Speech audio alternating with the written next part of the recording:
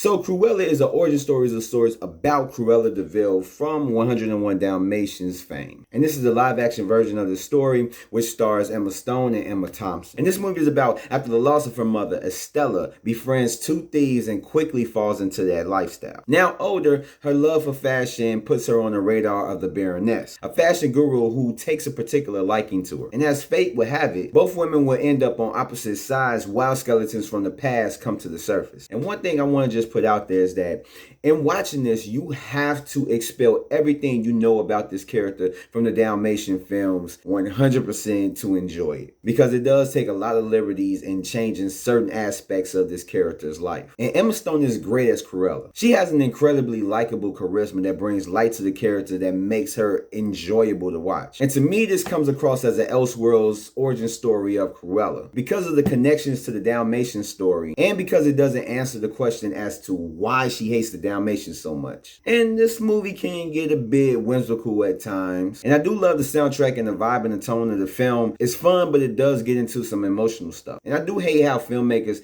have to explain how a character got their name. And it's not really done in the best way or have a good reason. And this movie is very fashion heavy. And I'm not a fashion guy, but I do love the costume and set designs in the movie. And Thompson is great as the villain. And her personality makes her seem kind of more of a Cruella than the actual Cruella. And she is very enjoyable in her role. And I do love seeing her on screen because with that, one of the best parts of the film is when her and Cruella are going head to head with the whole fashion thing, which the rivalry does push the film along and delivers one of the most entertaining aspects of the film. And Cruella's friends are a good addition as well, with their chemistry meshing together too. And there is a reveal that is kind of predictable. And this film does set up for like maybe a possible future film, which it kind of really didn't need to do, at least to me. But for those who are 101 Dalmatians fans may feel a certain particular way about this film, as the way that Cruella is portrayed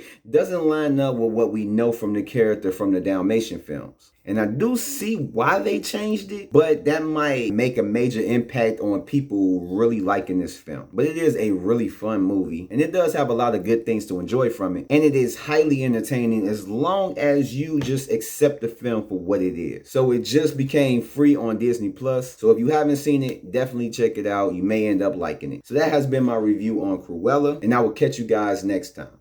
Peace out.